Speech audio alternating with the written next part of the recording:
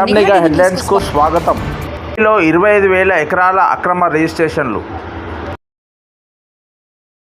సంతానోత్పత్తి రేటు తగ్గుదలపై చర్చ చంద్రబాబు. ఈ అభివృద్ధి పథంలో ముందుకెళ్లాలన్నదే నా పెద్ద కోరిక చిరంజీవి.